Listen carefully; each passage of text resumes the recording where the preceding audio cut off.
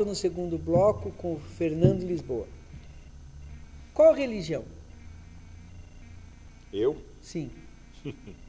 Bem, eu sou cristão, em primeiro lugar. Acredito em nosso Senhor Jesus Cristo. Talvez não da forma que comumente se acredita, mas eu creio perfeitamente que ele veio trazer a instrução de que somos todos filhos de Deus. E isso está no Sermão da Montanha. Muito antes dele ser pregado na cruz, ele estava ensinando os homens a orar em secreto, para que Deus que ouve em secreto falasse com o ser humano. Mas o que é ser cristão? Você tem uma religião que predomina, que você segue?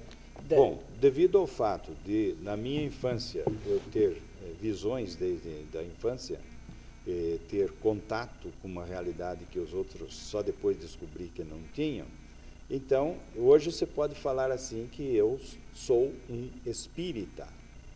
Por quê?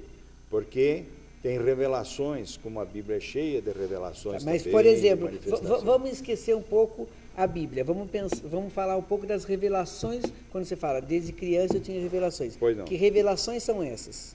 O que chegou a ser revelado que depois se concretizou? Quando eu era bem pequenino, eu estava no quarto brincando com... Pequenino, quantos anos? Cerca de 3 anos e meio, 3 anos, por aí. Então eu estava brincando de fazer uma pequena fazenda, espetando chuchu, batatinha, com legumes. Com legumes, fazendo uma fazendinha.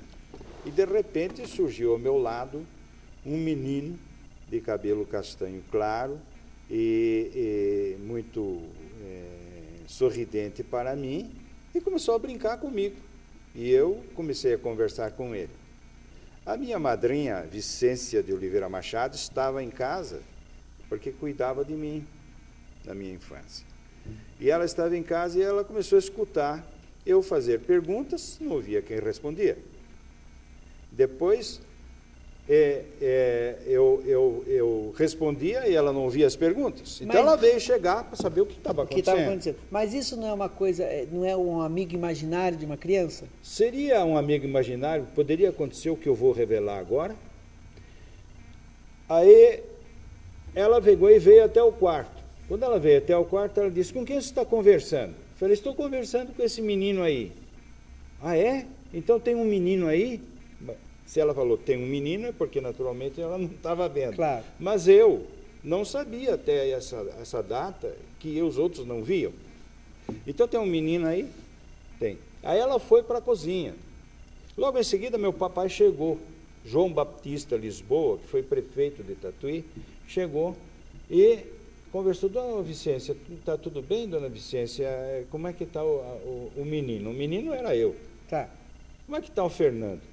Ah, ele está brincando lá, ele está brincando com o menino, João. Mas é incrível, eu não vi o menino. Ah, e o papai ficou um pouco preocupado, certamente, porque poderia ter entrado uma pessoa estranha na casa. E ele foi até lá. E eu estava conversando com o menino.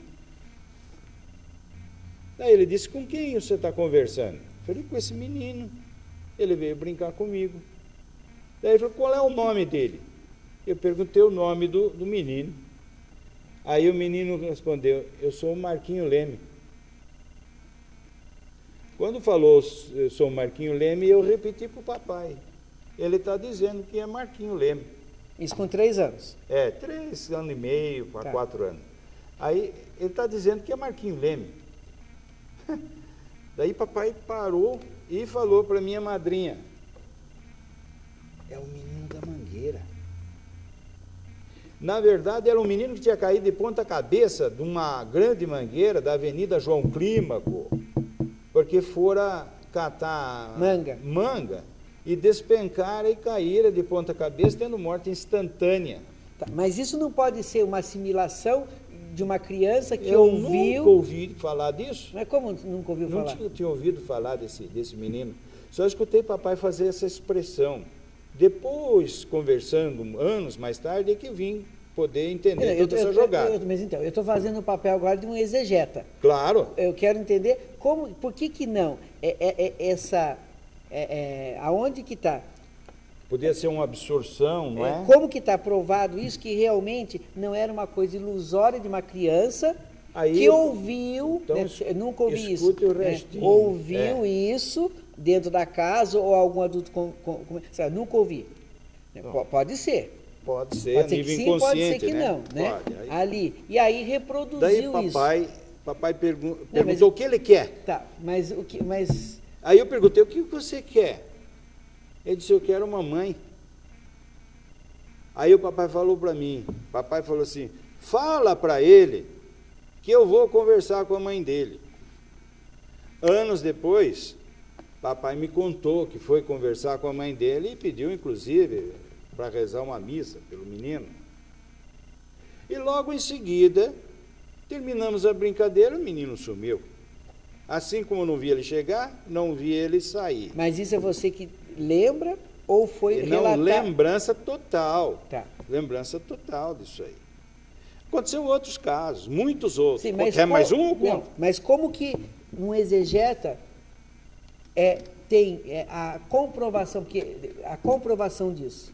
É isso que eu quero entender. A comprovação é que o senhor, meu pai, tinha participado desse evento. Ele foi. Mas cientificamente pouca prova para ter algo real. Sim, é pouca prova. Nem estou querendo que ninguém acredite no que eu estou falando. Eu estou querendo. Eu estou contando com sinceridade pela sua pergunta. Sim, mas não estou aqui também querendo colocar em xeque o que o senhor está me falando. Mas eu estou querendo entender como que cientificamente... como é que eu vim... Como existe a exatidão de ser comprovado isso ou aquilo? Porque vamos pensar a grosso modo. Se eu vejo uma criança de 3 anos conversando, logo, imagino, é um amigo imaginário. Sim. Não vou pensar... Muita gente enxerga, mas não sabe que enxerga. Mas aí nós vamos ter que entender o seguinte. Então, na maioria das vezes que essas crianças estão brincando com os amigos imaginários, não são imaginários, existe. Pode existir. Pode existir. Porque aí me cai uma pergunta, e eu queria até entender isso. Eu trabalho com crianças com síndrome de Down. E muitas vezes eles estão brincando com um amigo imaginário. Então, como que eu fico, entende? Como que eu fico nessa situação? Eles estão brincando com um amigo imaginário ou tem alguém ali? Na brincadeira deles. Pergunte para eles. Quem é essa pessoa? Mas como que eu... Qual é o nome dessa pessoa? Mas eles respondem. Se respondem, você tem que pensar, será que uma pessoa que tem síndrome de Down tem mais abertura?